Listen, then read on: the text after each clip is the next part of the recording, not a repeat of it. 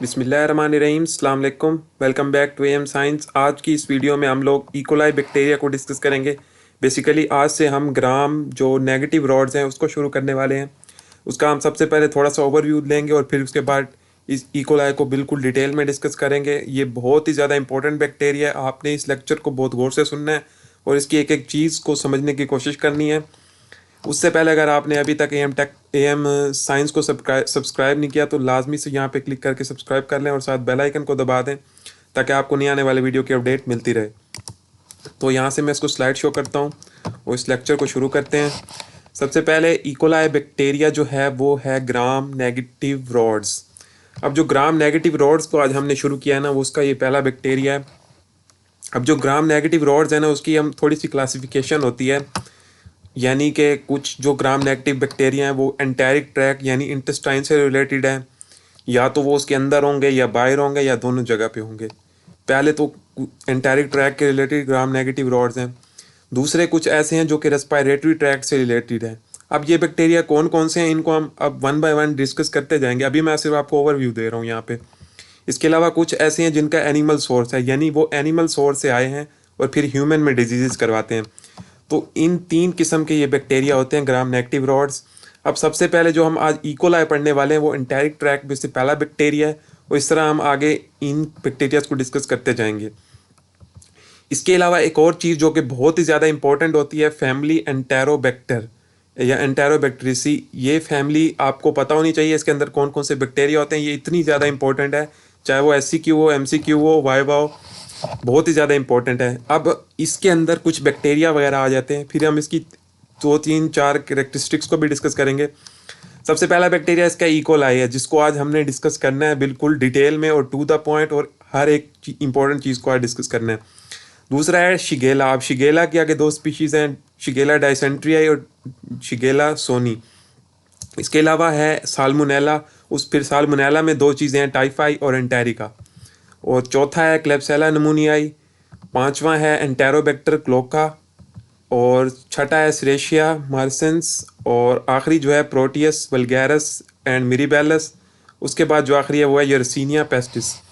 अब ये जो जितने भी बैक्टीरिया हैं ना, इनको हमने वन बाय वन डिस्कस करना है। आपको यहाँ पे बताने का मकसद ये था कि फैमिली एंटेरोबैक्टीरियसी क्या होती है, उसके बैक्टीरिया सब आपको पता होने चाहिए। इनको हम वन बाय वन डिटेल में अभी डिस्कस वन बाय वन करेंगे नेक्स्ट लेक्चर्स में भी। इसके अलावा कुछ लेस फ्रिक्वेंटली ऑर्गेनिजम्स भी हैं एंटेरोबैक्टीरियसी में, इनका सिर्फ आपको नाम पता होने चाहिए। एक्रोमोबैक्टर है, दूसरा एकिनेला है, तीसरा फ्लेवोबैक्टीरियम, चौथा किंगेला और आखिरी मोरोक्जेला और आखिरी कैंटोबैक्टर। ये कुछ बैक्टीरिया हैं, इनके आपको सिर्फ नाम पता होने चाहिए कि ये स्पीशीज़ हैं, ये इतने ज़्यादा इंपॉर्टेंट नहीं है। अब जो आखिरी चीज़ है ना, उसके बाद अभी हम इकोलाई को शुरू करते हैं कैरेक्टरिस्टिक्स के बाद के एंटेरोबैक्टीरियसी फैमिली जो है उसकी कौन कौन सी इंपॉर्टेंट कैरेक्टरिस्टिक्स हैं जो कि बहुत ज़्यादा अहम हैं और जो आपको पता होनी चाहिए, क्योंकि वो चीज़ें आप ये जो जितने भी बैक्टीरिया अभी हमने देखे इन सब में लिख सकते हो। सबसे पहली है फैकल्टेटिव एनारोब। फैकल्टेटिव मीन्स के प्रेजेंस भी हो सकती है और एब्सेंस भी हो सकती है, और एनारोब मीन के ऑक्सीजन की गैर मौजूदगी में ये बैक्टीरिया अमल करते हैं। या तो ऑक्सीजन गैर मौजूदगी होगी या नहीं होगी, तो फैकल्टेटिव का यही मतलब है। दूसरी जो कैरेक्टरिस्टिक्स है वो है reduce nitrates to nitrites as a part of their energy, यानी ये नाइट्रेट्स को नाइट्राइट्स में तब्दील कर देंगे और उससे ये बैक्टीरिया एनर्जी पैदा करते हैं। ये 2 इसकी कैरेक्टरिस्टिक्स सारी फैमिली एंटेरोबैक्टीरियसी की हैं, सब में आप लिख सकते हैं। अगली जो इसकी पैथोजेनेसिस से रिलेटेड है कि सब के अंदर एक एंडोटॉक्सिन प्रेजेंट होगा जो कि पैथोजेनिक फैक्टर है, पैथोजेनेसिस करवाएगा। ये सब में आप लिख सकते हैं। इसके अलावा लेबोरेटरी डायग्नोसिस के लिए 2 चीज़ें सब में सेम है कि ये फर्मेंट करते हैं ग्लूकोज को और शुगर मालिक्यूल्स को। कैसे करेंगे आप देखें कि जैसे ही ग्लूकोज की फर्मेंटेशन होती है तो as a by product acidic by products बनते हैं, पीएच इंडिकेटर जो होते हैं वो येलो हो जाती है। ये चीज़ समझने के लिए आपकी, लेकिन आपको फर्मेंट ग्लूकोज का तो पता होना चाहिए। उसके बाद है साइटोक्रोम ऑक्सीडेज नेगेटिव टेस्ट। ये भी इन सब फैमिली एंटेरोबैक्टीरियसी में सब के सब ये नेगेटिव है, यानी ये कोई भी कलर नहीं बनाएंगे कंपाउंड इंडोफिनॉल ब्लू के साथ। साइटोक्रोम अगर बनाते ऑक्सीडेज पॉजिटिव होता है, ये कलर बिल्कुल नहीं बनाएंगे तो नेगेटिव है। तो ये 5 चीज़ें इसकी करेक्टरिस्टिक्स हैं। दो करैक्टरिस्टिक्स हैं, एक पैथोजेनेसिस में इन्वॉल्व है और दो लेबोरेटरी डायग्नोसिस। ये 5 चीज़ें आप पूरी एंटेरोबैक्टीरियसी के अंदर लिख सकते हैं और ये क्वेश्चन भी अलग आ सकता है। इसके बाद जो है इकोलाई, अब हम इसको बिल्कुल स्टार्ट करने वाले हैं, इसको बिल्कुल टू द पॉइंट देखेंगे और मेन चीज़ें बिल्कुल समझ के यहाँ पे चलेंगे। बेशक लेक्चर लंबा भी हो जाएगा लेकिन आपको एक एक चीज़ समझ आ जाएगी। यहाँ पे ग्राम नेगेटिव रॉड है हमने देखा, और ये इंटायरिक ट्रैक से रिलेटेड पहला बैक्टीरिया है, ये भी हमने देख लिया। अब जो डिजीज़ है ना इसकी, वो 2 किस्म की हैं। एक है जो जीआईटी के अंदर करवाएगी डिजीज़, और दूसरी वो है जो जीआईटी से बाहर डिजीज़ करवाएगा ये बैक्टीरिया। अब सबसे पहले जो जीआईटी के अंदर ये डिजीज़ करवाएगा ना, उसमें सबसे पहले है ट्रैवलर्स डायरिया। अब ये जो ट्रैवलर्स डायरिया ये क्या होता है, इसको हम बेसिकली वाटरी या नॉन ब्लडी डायरिया भी कह सकते हैं, जो कि इकोलाई इन्फेक्शन जब पेशेंट को होगा उसको ये वाला डायरिया होगा। और ये क्यों होगा कि स्टोमच या इंटेस्टाइनल इन्फेक्शन उसको हो जाएगा, इसके साथ वो नोजिया, वॉमिटिंग और ब्लोटिंग वगैरह वो सब चीज़ें कॉमन होंगी जो जीआईटी ट्रैक इन्फेक्शन में कॉमन होती हैं। अब जो इसका ट्रैवलर डायरिया ना, ये हम ये नहीं कह सकते कि ये सिर्फ इकोलाई में ही होता है, स्पेसिफिक है। स्पेसिफिक चीज़ें अभी आएंगी, मैं अभी बताऊंगा आपको। ट्रैवलर्स डायरिया और जगह भी होता है। आप प्रोटोजुअल इन्फेक्शन हम नेक्स्ट डिस्कस करेंगे वायरोलॉजी के बाद, फंगल इन्फेक्शन के बाद, उसमें भी होता है। जियार्डिया हो गया, क्रिप्टोस्पोरियम, वायरोलॉजी में नोरोवायरस हो गया।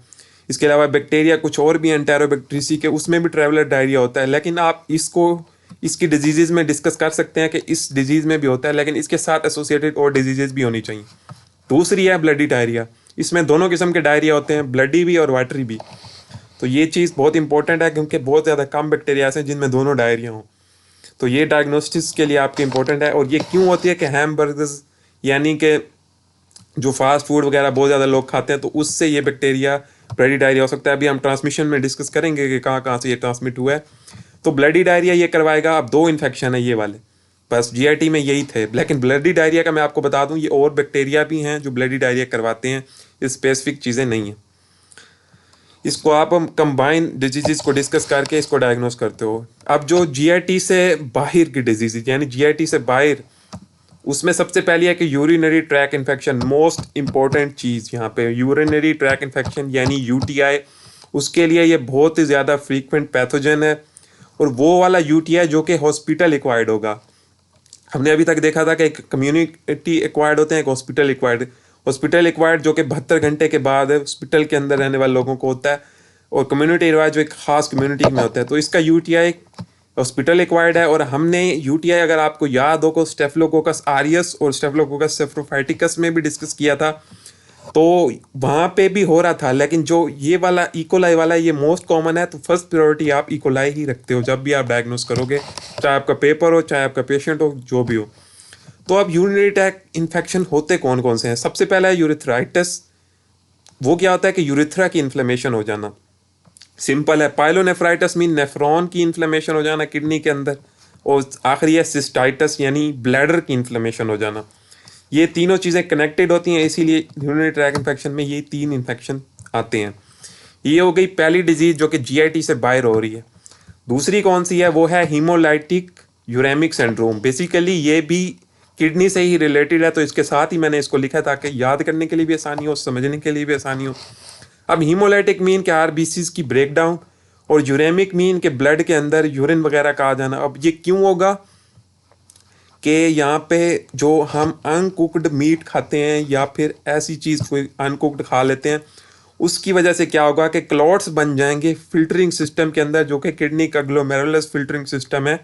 तो उसकी वजह से किडनी फेलियर हो जाएगा, और उसकी वजह से यहाँ पे हीमोलाइटिक यूरेमिक सिंड्रोम इसको बोला जाता है, और कम्बिनेशन ऑफ सिम्टम्स पेशेंट को आएंगे। तो सबसे पहले ये यूरिनरी ट्रैक से रिलेटेड ये वाली 2 डिजीज़ होंगी। नेक्स्ट है, इससे अलग है थोड़ी सी, क्योंकि मैंने आपको कहा ये डिसेमिनेटेड इन्फेक्शन है। जीआईटी से निकलेगा, यूरिन में जाएगा, यूरिन से इसके अलावा थोड़ा सा ऊपर जाएगा तो ब्रेन में जाके नियोनेटल मेनिंजाइटिस करवाएगा। अब आप नियोनेटल मेनिंजाइटिस को देखें, ये भी यहाँ पे स्पेसिफिक नहीं हम इसको कह सकते, क्योंकि और बैक्टीरिया भी ये करवाते हैं। अगेन यही होगा कि हम सब डिजीज़ को कंबाइन करके इसको डायग्नोस कर सकते हैं, वरना हम एक सिम्टम से इसको डायग्नोस नहीं कर सकते। जैसे नियोनेटल मेनिंजाइटिस स्टेफिलोकोकस ऑरियस में देखा हमने, स्टेफिलोकोकस एग्लेक्शियाई में देखा, इसके अलावा स्ट्रेप्टोकोकस नमूनियाई में भी हमने देखा था। वो अडल्ट्स में हो रहा था, ग्लेक्शियाई में नियोनेटल था। तो ये फ़र्क था, ये चीज़ें आपको याद होनी चाहिए। इसका भी नियोनेटल मेनिंजाइटिस है। नियोनेटल मीन के न्यूबॉर्न, और मेनिंजाइटिस मीन जो मेनिंजीज है उसकी इन्फ्लेमेशन स्टार्ट हो जाएगी, उसको बोला जाता है। तो अगेन आप इसको कंपेयर करके बाकी बैक्टीरियाज के साथ याद रखेंगे ताकि आपको आसानी हो। नेक्स्ट है सेप्सिस। अब सेप्सिस जो है ना, ये भी डिसेमिनेटेड इन्फेक्शन है और ये भी काफ़ी बैक्टीरियाज में कॉमन है, इसके साथ भी ये एसोसिएटेड है। सेप्सिस में क्या होगा कि ये हॉस्पिटल एक्वायर्ड सेप्सिस होगा। अब सेप्सिस के जो सिम्टम्स हैं कि फीवर होगा पेशेंट को, हाइपोटेंशन, ब्लड प्रेशर लो हो जाएगा, बुखार है, डीआईसी यानी डिसेमिनेटेड इंट्रावेस्कुलर कोएगुलेशन, ये क्या होती है कि बहुत ही ज़्यादा पूरे बॉडी में फैल जाना। कोएगुलेशन मीन क्लॉट्स बन जाना इंट्रावेस्कुलर वेस्कुलर्स के वेसल्स के अंदर, तो वो सेप्टिक शॉक में शुमार होता है, यानी बैक्टीरिया पूरी बॉडी में फैल जाता है और मल्टीपल ऑर्गन फेलियर यहाँ पे करवा देता है। तो यूरिनरी ट्रैक्ट इन्फेक्शन, ब्रेन में गया तो मेनिंजाइटिस, ब्लड में सेप्सिस, और जो आखिरी है ब्लड की डिजीज़ वो है माइक्रो एंजियोपैथिक हीमोलाइटिक एनीमिया। अब इसको आपने समझना है कि micro mean small, angio mean blood vessel, और पैथिक मीन के पैथोजेनेसिस करवा देना। इफेक्ट स्मॉल ब्लड वेसल्स को इन्फेक्ट करेगा और आरबीसीज की हीमोलिसिस करवा के ब्लड की कमी करवा देगा, और एनीमिया उसको बोला जाता है स्पेसिफिक किस्म का माइक्रो एंजियोपैथिक हीमोलाइटिक एनीमिया। तो बेसिकली आउटसाइड द जीआईटी दो यूरिनरी ट्रैक इन्फेक्शन है, एक ब्रेन के अंदर मेनिंजाइटिस, ब्लड के अंदर भी फिर दो हैं सेप्सिस और हीमोलाइटिक एनीमिया वगैरह। तो इन चीज़ों को आप अलग अलग याद रख सकते हैं। तो बेसिकली हमने 4 किस्म की डिजीज़ पढ़ ली हैं, जीआईटी से रिलेटेड, यूरिनरी, ब्रेन की रिलेटेड और ब्लड के सेप्सिस वगैरह के रिलेटेड। नेक्स्ट देख लेते हैं कि अब इसका हैबिटेट और ट्रांसमिशन क्या है। बड़ा ही इंटरेस्टिंग है। अभी अगर आप देखें ना, हमने जितनी भी डिजीज़ पढ़ी हैं ना, अब हम उनको लेके चलेंगे, एक एक का habitat, transmission, pathogenesis, laboratory diagnosis, हम उनको पकड़ पकड़ के एक एक की मतलब अलग अलग यहाँ पे डिस्कस करेंगे। हैबिट यहाँ पे लिखा हुआ है, ये आपने ठीक कर लेना। आई थिंक ये मुझसे उस वक्त गलती हो गई, उसके लिए माजरत चाहता हूँ। लेकिन अगर आप हम यहाँ पे हैबिटेट देखें तो हैबिटेट जो है ना इसका वो है ह्यूमन कोलोन। मैंने आपको कहा जीआईटी की डिजीज़ ये करवा रहा था ना, तो बेसिकली वहाँ पे इसका हैबिटेट है, वहीं से ये निकलेगा, फिर यूटीआई, ब्रेन्स, ब्लड वहाँ जाएगा, ठीक है। अब ट्रांसमिशन कैसे होगी? कोलोन में तो ये हैबिटेट है इसका। सबसे पहले कोलोन तक ये कैसे पहुंचेगा कि फीको ओरल रूट के जरिए। अब डायरिया, अब जीआईटी से रिलेटेड डिजीजेस कैसे काज करेगा कि फीको ओरल रूट से ये आएगा ट्रांसमिट होके, या तो मुंह से आया या हमारे फीसिस जहाँ से हम पास करते हैं एनस, वहाँ से आया फीकर रूट से, तो फिर ये जाके वो ब्लडी डायरिया, वाटी डायरिया यहाँ पे करवा रहा था। नेक्स्ट है कि अगर हम ऐसा पानी पी लें जो कि क्लोरीनेटेड हो, क्योंकि डायरिया हो रहा है ना, अभी आप देखें ऐसे ट्रैवलर्स डायरिया हमने देखा कि हम बहुत सारे इलाकों में जाते हैं जहाँ पे पानी का मसला होता है, क्लोरीनेटेड वाटर या कुछ भी, तो उस चीज़ से ये हो जाएगा। जब हम जीआईटी से रिलेटेड ट्रांसमिशन देख रहे हैं, रिमेंबर मैंने कहा था हम एक एक चीज़ को लेके चलेंगे। ट्रांसमिशन अभी जीआईटी से रिलेटेड डिजीज़ की देख रहे हैं। इसके अलावा वेजिटेबल्स जो कि ऐसी सॉइल में या अच्छी सॉइल ना हो उसके अंदर ग्रो हुई हों, फिर हम उनको पका के खाते हैं तो उससे भी ये डायरिया हो जाता है। इसके अलावा अगर जो फूड है उसको अच्छे तरीके से हम पकाएं नहीं, मतलब जल्दी ऐसे ही कच्चा या कुछ भी कर लें, तो उससे ये इन्फेक्शन हो जाएगा। और आखिरी जो है वो फास्ट फूड है, जो कि बहुत ही ज़्यादा हम लोग खाते हैं, बहुत ज़्यादा यंग लोग तो बहुत ही ज़्यादा खाते हैं, हम खुद भी। लेकिन इस चीज़ से को इससे बचना चाहिए, क्योंकि ये वाला इन्फेक्शन फास्ट फूड से भी हो सकता है। हमने हैमबर्गर्स को भी देखा था। अब जीआईटी से रिलेटेड ट्रांसमिशन में ये चीज़ें हो गई। अब देखते हैं यूटीआई कैसे ट्रांसमिट होता है। उसके लिए ये कोलोनाइज यूरेथ्रा से होता है और फिर डिसेंड होकर यूटीआई इन्फेक्शन, वो हमने देखा सिस्टाइटिस, पाइलोनेफ्राइटिस और वो चीज़ें करवा रहा था। तो यूरेथ्रा से ये ट्रांसमिट होगा और वहीं से फिर आगे जाएगा और डिजीज़ करवाएगा। उसकी ट्रांसमिशन ये हो गई। और आखिरी जो है वो है मेनिंजाइटिस। ये कैसे करवाएगा? ये तब ट्रांसफ़र होगा जब बर्थ हो रही होगी, उसके दौरान फीमेल से मेल के फीमेल से बेबी के अंदर जाएगा और फिर ड्यूरिंग बर्थ फिर उससे नियोनेटल मेनिंजाइटिस हो जाएगी। तो ट्रांसमिशन जो नियोनेटल मेनिंजाइटिस की है वो बर्थ है। तो इन तीनों को अगर आप अलग अलग रखें तो आसान है, बहुत ही ज़्यादा याद रखना। बेसिकली अगर आपको डिजीज़ के नाम आ गए तो आप इसकी ट्रांसमिशन पैथोजेनेसिस आसानी के साथ देख सकते हो, आप उन्हीं को लेके साथ साथ चलते हो। नेक्स्ट है पैथोजेनेसिस। अब हम डिजीज़ वाइज पैथोजेनेसिस देखेंगे। सबसे पहले पैथोजेनेसिस अब यहाँ पे है कि जीआईटी के अंदर डिजीज़ जो हो रही हैं उसकी पैथोजेनेसिस, यानी ट्रैवलर्स डायरिया और ब्लडी डायरिया। सबसे पहले है एंटेरोटॉक्सिजेनिक इकोलाई यानी ईटैक। ईटैक मीन एंटेरोटॉक्सिक इकोलाई, ठीक है, स्ट्रेन। उसके अंदर जो है मज़ीद 2 किस्म के एंटेरोटॉक्सिन है। अब ये जो एंटेरोटॉक्सिन है ये कोई इन्फ्लेमेशन स्टार्ट नहीं करेंगे। मैंने आपको कहा कि ये डायरिया करवा रहा है, डायरिया को इन्फ्लेमेशन वगैरह नहीं हो रही वहाँ पे, सिंपल वो फ्लो है, एक वाटरी डायरिया या ब्लडी डायरिया हो। कैसे होगा? अब ये जो 2 टॉक्सिन है ना, इसका पहला टॉक्सिन है, ये टॉक्सिन्स आपको याद होने चाहिए। बेसिकली हम ये सारे टॉक्सिन डिस्कस करेंगे, इसके अलावा कुछ विरुलेंस फैक्टर है, एंटीजन है, वो हम डिस्कस करेंगे अभी। तो अगेन ये आपने याद रखना है। अब इसका जो पहला टॉक्सिन है ना वो है हीट लेबाइल टॉक्सिन। ये ई टेक का हम पार्ट पढ़ रहे हैं, जिसको बोलते हैं LT यानी लेबाइल टॉक्सिन। ये क्या करता है? एडिनाइल साइक्लेज एंजाइम में ADP राइबोसाइलेशन करवाएगा, इंक्रीज साइक्लिक AMP कर देगा। ये कहानियां हैं, बस आपको टॉक्सिन पता होना चाहिए कि ये जो टॉक्सिन है ना, ये आपको ना भूले। ये क्या करेगा कि आउटफ्लो ऑफ क्लोराइड और वाटर आयंस करवाएगा, निकलेंगे वो, और फिर वो फीसिस कराते वाटरी स्टूल्स आएंगे, वाटरी डायरिया हो जाएगा। तो वाटरी डायरिया के लिए LT यानी heat labile toxin remember, always remember. उसके बाद क्या है? Bloody diarrhoea. उसके लिए क्या है? हीट स्टेबल टॉक्सिन भी एक डायरिया करवाता है, वो ग्वानाइलेट साइक्लेज। ये एडिनाइलेट साइक्लेज और ये है ग्वानाइलेट साइक्लेज। तो इस चीज़ को आपने याद रखना है, इन दोनों टॉक्सिन में ये फ़र्क है। MCQs में ये चीज़ भूल जाती है बंदे को। दूसरा टॉक्सिन, अब पहला टॉक्सिन हो गया, दूसरा टॉक्सिन हमने वो वाटरी डायरिया के रिलेटेड ये वाला टॉक्सिन था। अब जो है ना, जो है ब्लड वाला टॉक्सिन यानी ब्लडी डायरिया, उसके लिए अलग टॉक्सिन है, एंटेरोटॉक्सिन, इकोलाई स्ट्रेन, या फिर ये स्पेलिंग मिस्टेक है, शीगा टॉक्सिन जिसे हम कह सकते हैं। एस्टेक मीन शीगा टॉक्सिन इकोलाई, उसको बोला जाता है, और ये ब्लडी डायरिया में इन्वॉल्व है। तो हर डिजीज के रिलेटेड एक अलग चीज़ आपको यहाँ पे याद रखनी है। शीगा टॉक्सिन, या इसका दूसरा नाम वीरोटॉक्सिन भी कह सकते हैं। अब जो ये शीगा टॉक्सिन है ये हमने शिगेला में भी पढ़ना है, वहाँ भी आएगा ये चीज़। अब जो इसके अंदर है ना वो OH सीरोटाइप है। अब ये क्या है? O मीन ये O एंटीजन और H एंटीजन उसकी टाइप है, फिर 157 और S ये होती है, ये जाके ब्लडी डायरिया करवाएगा। तो ब्लडी डायरिया अगेन उसके लिए शीगा टॉक्सिन। और इन 2 एंटीजन्स को हम नेक्स्ट डिस्कस करेंगे कि इसके अंदर 3 किस्म के एंटीजन मौजूद होते हैं। तीसरा टॉक्सिन, पहला, दूसरा, तीसरा। तीसरा है EHEC। EHEC mean entero haemorrhagic E coli. ये भी बेसिकली ब्लडी डायरिया ही करवाएगा शिगेला की तरह। तो ब्लडी डायरिया के लिए 2 टॉक्सिन हो गए, EHEC और ये जो है एस्टेक, और जो वाटरी डायरिया उसके लिए ETEC, रिमेंबर ऑलवेज। उसके बाद जो है नेक्स्ट पिला है। अब जो टॉक्सिन हमने डिस्कस कर लिए GIT से रिलेटेड डिजीजेस के, अब इसके लिए कुछ विरुलेंस फैक्टर भी हैं, एक दो। एक है पिलाए जो कि विरुलेंस फैक्टर है, जो कि अटैचमेंट करवाता है mucosal surface of intestinal tract के साथ इस बैक्टीरिया की, उसके लिए बहुत ज़्यादा इंपॉर्टेंट है पिलाए। और कैप्सूल भी होता है इसके अंदर, जो कि फेगोसाइटोसिस इस बैक्टीरिया की नहीं होने देता, और ये आसानी के साथ फिर GIT के अंदर डिजीजेस करवाता है। तो अगेन GIT की पैथोजेनेसिस में 3 टॉक्सिन और 2 विरुलेंस फैक्टर। नेक्स्ट देख लेते हैं pathogenesis outside the GIT। Pathogenesis outside the GIT में आप सबसे पहले हमारे यूरिनरी ट्रैक की डिजीजेस थी, ब्लड की थी, इसके अलावा कौन सी थी? ब्रेन के रिलेटेड थी। तो उनको 1 बाय 1 डिस्कस करेंगे। अब यूरोपैथिक स्ट्रेन जो है ना इसकी, उसके लिए है पिलाए। पिलाए अगेन GIT में भी था, इधर भी है, नेक्स्ट भी आएगा। यूरिनरी ट्रैक स्ट्रेन के लिए पिलाई है, उसके साथ एडहेजन प्रोटीन होगी, वो बाइंड करेगी specific receptor of the urinary tract epithelium या bladder mucosa. Again urinary tract है तो वो वाली चीज़ें आ गई।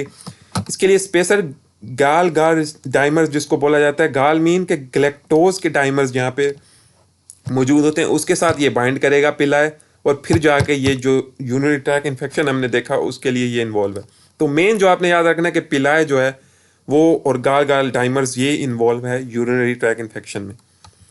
नेक्स्ट देखते हैं कि जो ब्लड में हेमोलिटिक यूरेमिक सिंड्रोम हो रहा था वो कैसे हो रहा था। अगेन ये थोड़ा याद रखने की चीज़ें हैं कि आप एक डिजीज़ के साथ एक पैथोजेनेसिस का एक वर्ड याद रखो तो आपको सब कुछ याद आ जाएगा। हीमोलिटिक यूरेमिक सिंड्रोम के लिए शीगा टॉक्सिन याद रख सकते हैं। शीगा टॉक्सिन ब्लडी डायरिया भी करवा रहा था और ये हीमोलिटिक यूरेमिक सिंड्रोम भी करवा रहा है। हीमोलिटिक मीन आप ब्लड से याद रख सकते हो कि ये ब्लड से रिलेटेड है, तो शीगा टॉक्सिन ब्लडी डायरिया है, तो ये आप इस चीज़ से याद रख सकते हो। ये क्या करेगा, जब ये GIT से निकलेगा ब्लड स्ट्रीम में आएगा, वहाँ पे जाके प्रोटीन सिंथेसिस करवाएगा, एडिनिन को रिमूव करेगा 28S सब यूनिट राइबोसोमल RNA या 60S राइबोसोमल RNA से ये रिमूव करेगा। ये सब कहानी है। मेन चीज़ यही है कि हीमोलिटिक यूरेमिक सिंड्रोम करवाएगा शीगा टॉक्सिन। नेक्स्ट देख लेते हैं अगली डिजीज जो थी ना, वो थी नियोनेटल मेनिंजाइटिस। वो कैसे करवाएगा? उसके लिए इसके बाद वही कैप्सूल है, लेकिन एक स्पेसिफिक किस्म का कैप्सूल है, K1 कैप्सूलर पॉलीसेक्राइड। बस एक वर्ड है, एक डिजीज के रिलेटेड एक वर्ड याद रखना है, K1 कैप्सूलर पॉलीसेक्राइड, जो कि एंटी फेगोसाइटोटिक है। हमने देखा कि जो कैप्सूल है वो एंटी फेगोसाइटोटिक होता है, यानी उसकी फेगोसाइटोसिस नहीं करवाने देगा और फिर वो विरुलेंस आसानी के साथ काज कर सकता है। तो इस डिजीज से रिलेटेड ये वाला कैप्सूल, बस खत्म। नेक्स्ट डिजीज, अब जो आखिरी डिजीज रह गई है वो है ब्लड से रिलेटेड, यानी शॉक यानी सेप्सिस वगैरह। वो कैसे होगी? उसके लिए एंडोटॉक्सिन है। अब ये जो एंडोटॉक्सिन है, ये हमने कहा कि ये जो एंटेरोबैक्टीरियसी की कॉमन कैरेक्टरिस्टिक्स में भी हमने देखा था कि उसमें भी एंडोटॉक्सिन प्रेजेंट था। इसके अलावा जो सिस्टेमिक डिजीज है उसमें कैप्सूल भी इन्वॉल्व है। अब अगेन कैप्सूल जीआईटी में इन्वॉल्व था, सेप्सिस में भी इन्वॉल्व है, जो कैप्सूल है यहाँ भी इन्वॉल्व है नियोनेटल मेनिंजाइटिस में। तो अगेन आपने इसको हर चीज़ के अंदर याद रखना है, भूलना नहीं है। एक एक दो दो वर्ड्स हैं बस, बाकी सब समझने के लिए है ताकि आपको ये चीज़ें समझ आ जाएं। आप नेक्स्ट देखते हैं, आखिरी जो डिजीज़ थी वो थी माइक्रो एंजियोपैथिक हिमोलिटिक एनीमिया। अब यहाँ पे देखें, ये दो यूरिनरी ट्रैक्ट डिजीज़ को अलग रखा है मैंने, ब्रेन की डिजीज़ को अलग, और जो आखिरी दो हैं वो ब्लड से रिलेटेड डिजीज़। ये क्या थी कि ये कैसे होगी? स्मॉल वेसल्स इन्फेक्ट हो रही थी ना, तो उसके अंदर जो एंडोथीलियल सेल्स होते हैं ब्लड वेसल्स के, उनकी डेथ हो जाएगी और आरबीसीज जो हैं वो पास होना शुरू हो जाएंगे और वो डिस्टॉर्डेड हो जाएंगे, बिल्कुल उनकी शेप वगैरह चेंज हो जाएगी। उसको बोला जाता है सिस्टोसाइट्स। और ये सब कुछ सारी कहानी किस वजह से होगी? शीगा टॉक्सिन। अगेन ब्लड से रिलेटेड ब्लडी डायरिया और ब्लड से रिलेटेड हीमोलिटिक एनीमिया। तो अगेन इसको याद रखना आसान है, माइक्रो एंजियोपैथिक हीमोलिटिक एनीमिया के लिए शीगा टॉक्सिन। तो यूनिट्रैक की पैथोजेनेसिस देख ली, ब्लड से रिलेटेड भी देख ली और ब्रेन से रिलेटेड भी देख ली, हर डिजीज़ की हमने देख ली। नेक्स्ट चलते हैं, एंटीजन। मैंने आपको अभी बताया था कि इसके अंदर कुछ एंटीजन है जो कि पैथोजेनेसिस में इन्वॉल्व हैं। कौन कौन से एंटीजन है? सेल वॉल एंटीजन यानी सोमैटिक या ओ एंटीजन, ये तीनों नाम सेम है। ये हमने शीगा टॉक्सिन में देखे थे, O157 और H7 वाली, वो आपने देखी होगी सीरोटाइप। तो ये उस चीज़ में इन्वॉल्व है। इन तीनों के नाम आपको पता होने चाहिए ताकि कहीं भी ये वर्ड आ जाए, cell wall antigen, somatic antigen, O antigen वगैरह, तो आपको पता हो। ये क्या है? ये outer polysaccharide portion of lipopolysaccharide है जो कि डिटरमाइन करता है सीरोटाइप इकोलाई की, जो कि 150 तक तकरीबन होती है। तो इसकी इंपॉर्टेंस ही यही है कि ये इकोलाई की सीरोटाइप को डिफाइन करता है कि कौन सी सीरोटाइप है और फिर कौन सा इन्फेक्शन है, हम इस चीज़ का पता लगा सकते हैं। दूसरा एंटीजन है एच एंटीजन यानी फ्लैजुलर प्रोटीन, दूसरा नाम है। इसका फंक्शन ये है कि इम्यून रिस्पॉन्स को इवेड कर देगा और बैक्टीरिया फिर आसानी के साथ ग्रो करेगा। और हमने देखा कि वो 4-5 किस्म के इन्फेक्शन अभी जो करवा रहा था।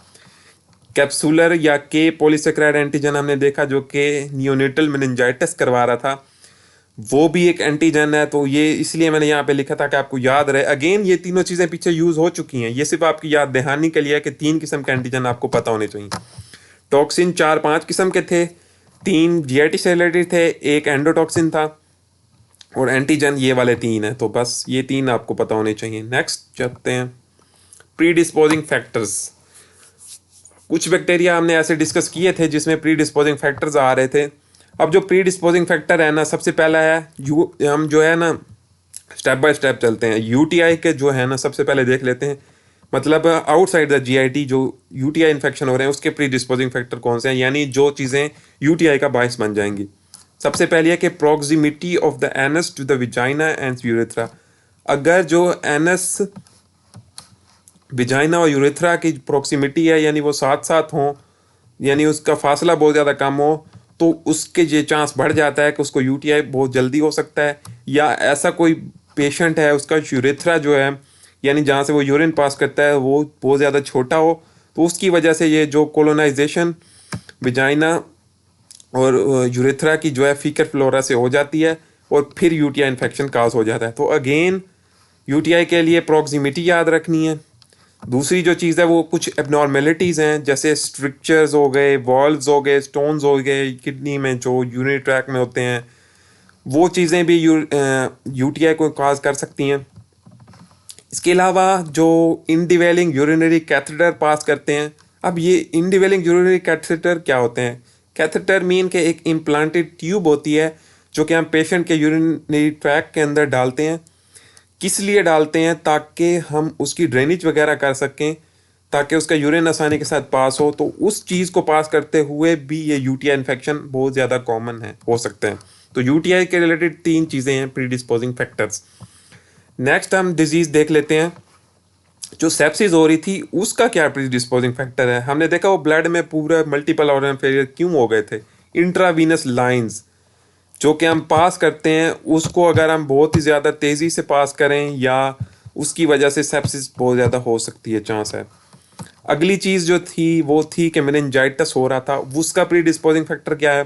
कि कोलोनाइजेशन ऑफ वेजाइना। हमने देखा कि वो ड्यूरिंग बर्थ ट्रांसफ़र हो रहा था और आगे जाके वो न्यूनेटल मेनिंजाइटिस करवा रहा था। तो कोलोनाइजेशन वेजाइना से होगी तो तब जाके ही आगे न्यूनेटल मेनिंजाइटिस करवाएगा ना। तो इसका प्रीडिस्पोजिंग फैक्टर ये है।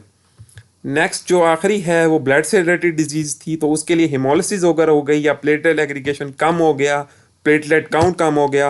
हिमोलिसिस मीन के रेड ब्लड सेल्स की ब्रेकडाउन, और प्लेटलेट्स जो हमारे क्लॉटिंग फैक्टर्स मतलब क्लॉटिंग में हेल्प करते हैं उसको बोला जाता है।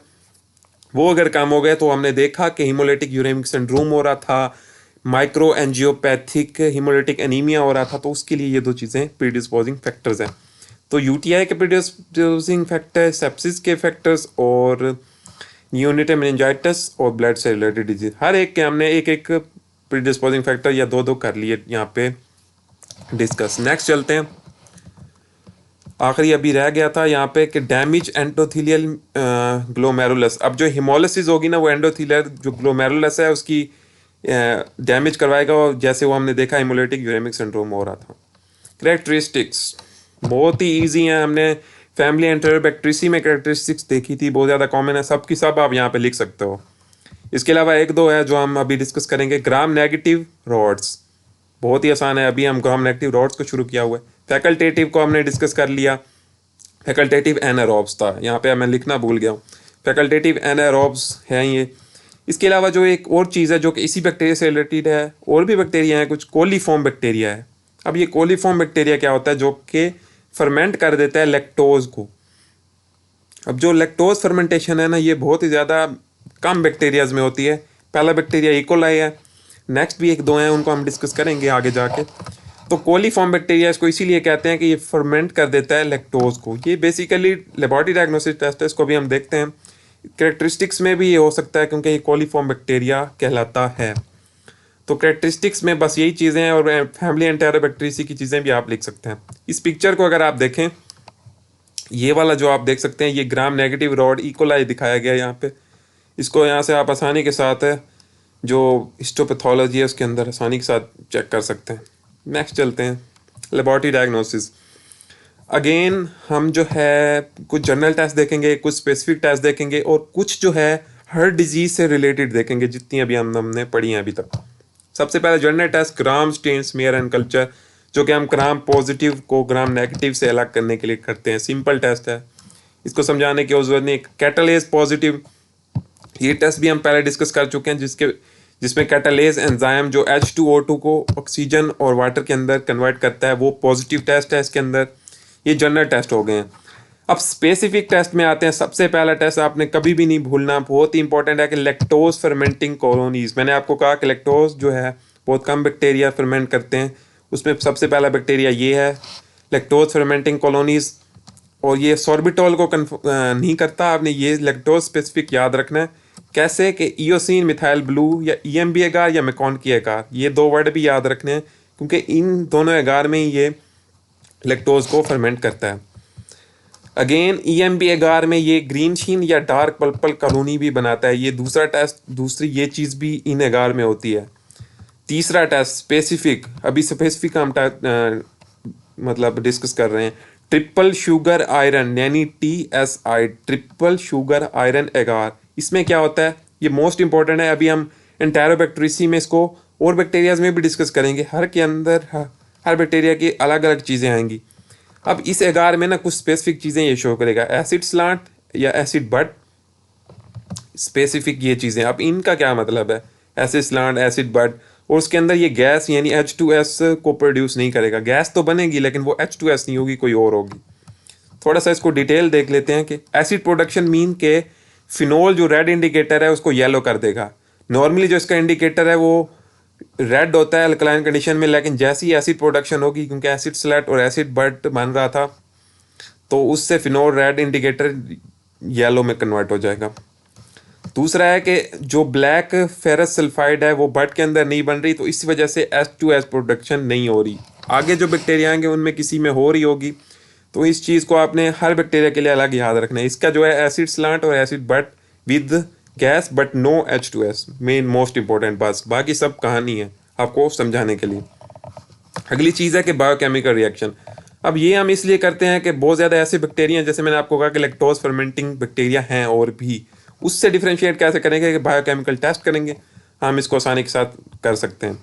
अगला है कि एंटी सीरा, नॉन एंटी सीरा यानी जो ब्लड के अंदर एंटीबॉडीज़ एक एंटीजन के खिलाफ बनती हैं, उसके साथ हम इसके जो ONH एंटीजन हमने डिस्कस किया था पीछे भी, उसको मिलाएंगे तो उससे भी हम इसकी जो है डायग्नोसिस वगैरह कर सकते हैं। अगेन जनरल टेस्ट 2 हैं, 3 ये स्पेसिफिक टेस्ट तो आपको कभी ना भूलें, और ये जो हैं मज़ीद एसेसरी टेस्ट हम इसको कह सकते हैं। नेक्स्ट चलते हैं अदर टेस्ट।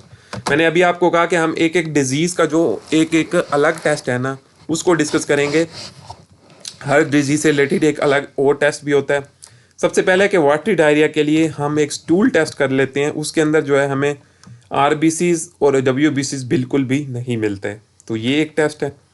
नेक्स्ट है कि ब्लडी डायरिया के लिए अगर हम स्टूल टेस्ट करें तो उसके अंदर हमें RBCs मिलेंगे, क्योंकि ब्लडी है ना, तो ब्लड में RBCs होते हैं तो वो स्टूल के अंदर लाजमी मिलेंगे। इसके अलावा सिस्टोसाइट्स मिलेंगे ब्लड स्मेयर में, अगेन वही हैं जो कि RBCs डिस्टॉर्टेड हो गए थे, उसको सिस्टोसाइट्स हमने कहा था, वो भी ब्लड के अंदर हमें मिलेंगे स्टूल के अंदर। ये तो हो गए ब्लड से रिलेटेड डिजीज़ के, सॉरी GIT से रिलेटेड डिजीज़ के। नेक्स्ट है यूरिनरी ट्रैक इन्फेक्शन के लिए हम यूरिन का कल्चर वगैरह करेंगे, क्वांटिटेटिवली वो के पॉजिटिव आएगा। इसके अलावा यूरिन के हमें WBC यानी वाइट ब्लड सेल्स भी मिलेंगे। अगेन नेक्स्ट है कि नियोनेटल मेनिंजाइटिस के लिए हम स्पाइनल फ्लूइड का या CSF कल्चर कर सकते हैं, वो जो कि हमें पॉजिटिव मिलेगा और उसके अंदर WBCs मिलेंगे। अगेन ये चीज़ें इन चीज़ों से रिलेटेड हैं। CSF mean cerebro spinal fluid, उसके अंदर WBCs मिलेंगे हमें। और आखिरी जो है वो है सेप्सिस, यानी जो ब्लड में सेप्सिस हो जाएगी उसके लिए ल्यूकोसाइटोसिस हो जाएगी। ल्यूकोसाइटोसिस मीन WBCs का बहुत ज़्यादा बढ़ जाना। इसके अलावा पॉजिटिव ब्लड और पस कल्चर टेस्ट इसके लिए हम कर सकते हैं, वो भी हमें पॉजिटिव ही मिलता है। तो GIT से रिलेटेड टेस्ट हो गए, यूरिनरी ट्रैक और बाकी सब 5 की 5 डिजीज़ के हमने यहाँ पे टेस्ट डिस्कस कर लिए। ट्रीटमेंट पे चलते हैं। अगेन हम इस हर डिजीज़ के अलग अलग ट्रीटमेंट यहाँ पे देखेंगे। सबसे पहली है GIT से डिजीज़ जो ट्रैवलर्स डायरिया हो रहा था। हमने देखा कि उसमें वाटर लॉस हो रहा था बहुत ज़्यादा, इलेक्ट्रोलाइट्स हमारे जो ज़रूरी मिनरल्स वगैरह हैं वो लॉस हो गए थे, तो उसके लिए हम रीहाइड्रेशन करते हैं। रीहाइड्रेशन किसको बोलते हैं कि हम इंट्रावीनस फ्लूइड्स पास करते हैं IV, और उसकी जो वाटर की रिस्टोरेशन है उसको बहाल करते हैं। तो GIT से रिलेटेड डिजीज़ में हम रीहाइड्रेशन लाजमी करते हैं। नेक्स्ट है कि UTI के लिए हम क्या देंगे, आउटसाइड द GIT आ गए हैं अब हम, उसके लिए एम्पिसिलिन या फिर सल्फोनामाइड हम दे सकते हैं। अगेन इसकी रेजिस्टेंस पैदा हो जाती है, हम उसको अभी डिस्कस करेंगे। ट्राइमिथोप्रिम सल्फामिथोक्साजोल यानी सल्फोनामाइड में से ही एक ड्रग है, उसको बोला जाता है ट्राइमिथोप्रिम सल्फोमिथोक्साजोल, जो कि हम पेशेंट को देंगे तो वो इसकी जो ड्यूरेशन है उसको कम कर देगा। UTI से रिलेटेड ये 2 ड्रग्स आप दे सकते हैं। उसके बाद जो है नियोनेटल मेनिंजाइटिस या जो सेप्सिस हो रही थी उसके लिए हम कौन से ड्रग देंगे, उसके लिए 3rd जनरेशन फेलोस्पोरिन देंगे, क्योंकि जो फर्स्ट या सेकंड जनरेशन है वो इतनी ज़्यादा इफेक्टिव नहीं होती, तो 3rd जनरेशन फेलोस्पोरिन देंगे, सेलवाल इनहिबिटर। अगेन अब रेजिस्टेंस को थोड़ा सा डिस्कस कर लेते हैं कि इसके खिलाफ रेजिस्टेंस बहुत ज़्यादा पैदा हो जाती है। प्लाज्मा इनकोडिंग एंजाइम यानी बीटा लैक्टामेजेस प्रेजेंट है, और बीटा लैक्टामेजेस के हमने देखा कि बहुत ज़्यादा रेजिस्टेंस पैदा हो जाती है। इसके अलावा इसमें अमाइनोग्लाइकोसाइड मॉडिफाइड एंजाइम उसकी भी रेजिस्टेंस पैदा हो जाती है, तो इन 2 रेजिस्टेंस को आपने लाजमी ध्यान में रखना है। तो GIT से रिलेटेड भी ट्रीटमेंट हो गई, और UTI और नियोनेटल मेनिंजाइटिस सेप्सिस सबकी हो गई। प्रिवेंशन पे चलते हैं। प्रिवेंशन में जो है ना, सबसे पहले है जीआईटी से रिलेटेड हम चलेंगे वन बाय वन। जीआईटी के मसले अगर हमें ना हो, ट्रांसमिशन और प्रिवेंशन को अगर आप साथ साथ लेके चलें, कहाँ से फैला था बस उसको रोक दें, काम ठीक हो गया। कुकिंग अनकुक्ड फूड से फैल रहा था ना, और ड्रिंकिंग जो गलत पानी मतलब क्लोरिनेटेड वाटर जो हम पी रहे थे मुख्तलिफ कंट्रीज़ का, उससे फैल रहा था, तो उसको बस ठीक कर लें। ईटिंग कुक्ड फूड यानी अच्छी तरह से फूड पका लें या पानी को बॉयल करके पी लें, मसला ही हल हो गया। चाहे आप जिस कंट्री में, आप ट्रैवलिंग डायरिया से आसानी के साथ बच सकते हैं। बस दो काम करने हैं जो हमने आपको बता दिए। नेक्स्ट है, कुछ ड्रग्स दे सकते हैं आप।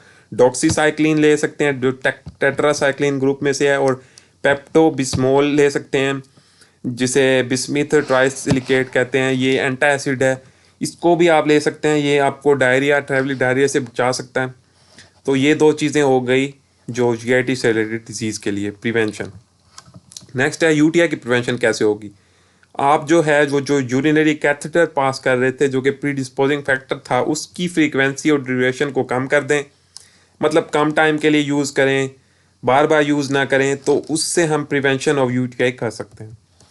नेक्स्ट थी कि सेप्सिस के लिए क्या प्रिवेंशन करें। सेप्सिस कहाँ से फैल रही थी, हमने देखा इंट्रावीनस जो लाइन है उससे फैल रही थी। तो हम क्या करेंगे, जो इंट्रावीनस लाइन है उसके लिए स्विचिंग साइड करेंगे। मतलब एक साइड के बाद दोबारा उसी साइड पे नहीं लगाना इंजेक्शन या कुछ भी, स्विचिंग साइड करते जाएं, एक साइड के बाद दूसरी साइड, उसके बाद प्रोमोटली रिमूविंग ना करें, यानी वक्त पे रिमूव करें, लेकिन यहाँ पे फास्टली रिमूव ना करें।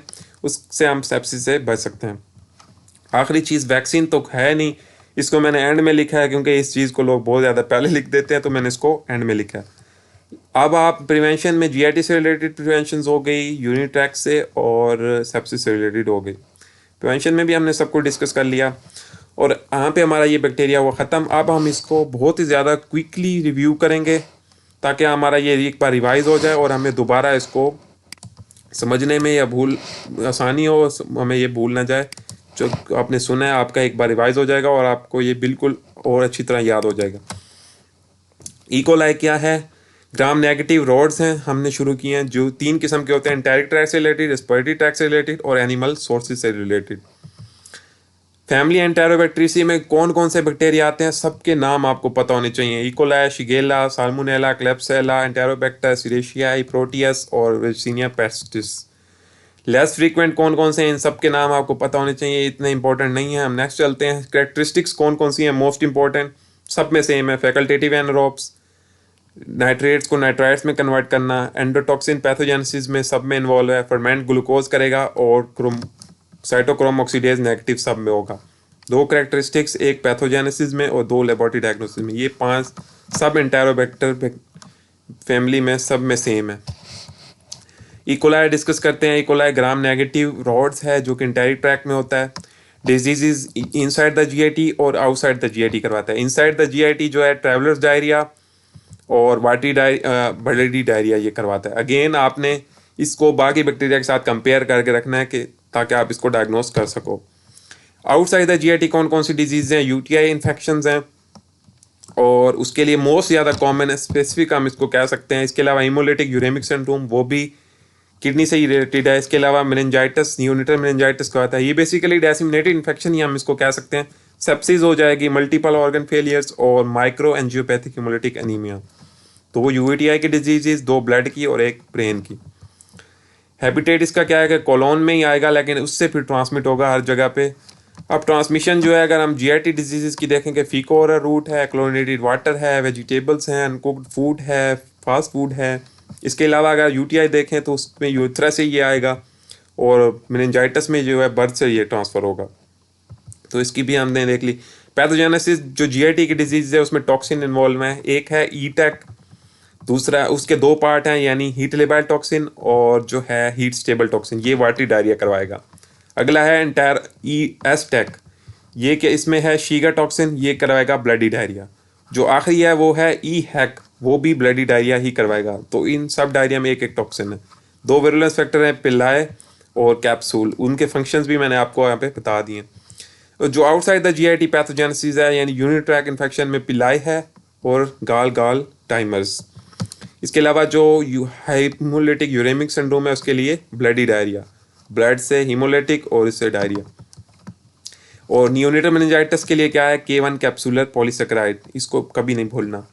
और शॉक के लिए क्या है, एंडोटॉक्सिन, एक अलग टॉक्सिन है किस्म का, और उसमें कैप्सूल भी इन्वॉल्व है।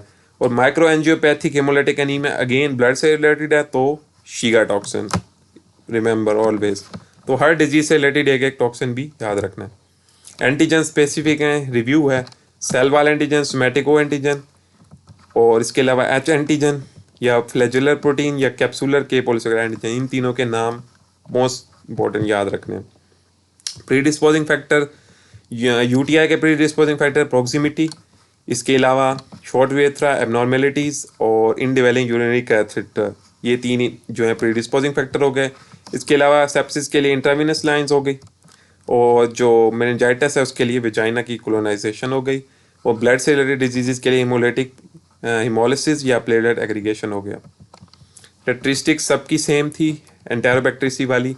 कुछ इंपॉर्टेंट है जो है कोलीफॉर्म बैक्टीरिया यानी फर्मेंट करता है लैक्टोज को, ये एसपी के लिए, या आप इसको याद रख सकते हैं, ये इकोलाई दिखाया गया यहाँ पे। लेबोरेटरी डायग्नोसिस में हमने देखा general test, gram staining, catalase positive. कुछ स्पेसिफिक टेस्ट थे, लैक्टोज फर्मेंट, ये कभी नहीं भूलना, में कौन किएगा, या EMB एगार, और उसमें को जो कलर्स देते हैं। इसके अलावा TSI एगार, एसिड स्लांट, एसिड बट और विथ नो H2S। इसके अलावा हमने देखा कि कुछ और टेस्ट हैं एसेसरी बायोकेमिकल रिएक्शन जो कि हम बाकी लैक्टोज फर्मेंट के लिए करते हैं। इसके अलावा एंटीसीरा जो एंटीजन के खिलाफ हम देते हैं। तो ये कुछ लेबोरेटरी डायग्नोसिस थी। उसके बाद कुछ अदर टेस्ट थे, वाटी डायरिया के लिए स्टूल टेस्ट था, ब्लडी डायरिया के लिए भी स्टूल टेस्ट था, यूनिट कल्चर किया था यूनिट ट्रैक इन्फेक्शन के लिए, नियोनेटल के लिए CSF कल्चर किया, और सेप्सिस के लिए भी ब्लड कल्चर किया। और उसके अंदर क्या क्या फीचर्स है वो आपने याद रखने हैं। ट्रीटमेंट में हमने हर डिजीज़ की ट्रीटमेंट देखी। रीहाइड्रेशन डायरिया के लिए देखा हमने, एम्पिसिलिन और सल्फोनामाइड यूटीआई के लिए हमने देखा, और जो है मेनिंजाइटिस और सेप्सिस के लिए 3rd जनरेशन स्पेलोस्पोरिन को देखा। अगेन एंटीबायोटिक रेजिस्टेंस ऑलवेज में मेंबर इन ड्रग्स को यूज़ करने से पहले। प्रिवेंशन में हमने देखा कि GIT के से बचने के लिए कुक करें अच्छी तरह फूड को, पानी बॉयल करें। इसके अलावा कुछ ड्रग्स ले सकते हैं, डॉक्सीसाइक्लिन, पेप्टोबिस्मोल। UTI से बचने के लिए उसकी फ्रीक्वेंसी और ड्यूरेशन को कम कर दें, और जो सेप्सिस से बचने के लिए जो है स्विचिंग साइड करें या आप उसको प्रॉम्प्टली रिमूव करें, तो उससे बच सकते हैं। और आखिरी चीज़ क्या, वैक्सीन तो अवेलेबल नहीं है, तो आप इस चीज़ को ड्रग्स वगैरह और प्रिवेंशन से कंट्रोल कर सकते हैं। तो यहाँ पे हुआ ये बैक्टीरिया ख़त्म, और मैं उम्मीद करता हूँ कि आपको ये बैक्टीरिया समझ आ गया होगा। और अगर समझ आ गया है और आपको लगता है कि ये वीडियो यूज़फुल है, तो इस वीडियो को लाजमी से लाइक कर दें। और अगर आपका कोई क्वेश्चन है तो आप वो भी कमेंट सेक्शन में पूछ सकते हैं, किसी टॉपिक पे या किसी चीज़ के बारे में वीडियो आप चाहते हैं तो वो भी आप बता सकते हैं। इसके अलावा आप इस चैनल को लाजमी से सब्सक्राइब कर लें ताकि आपको नए नए वीडियो की अपडेट मिलती रहे। अपने दोस्तों के साथ लाजमी से शेयर करें, और इस वीडियो के डिस्क्रिप्शन में आपको सोशल मीडिया अकाउंट्स के लिंक मिल जाएंगे, वहाँ पे जाके भी फॉलो कर लें। मिलते हैं नेक्स्ट बैक्टीरिया की वीडियो में, तब तक के लिए खुदा हाफिज़।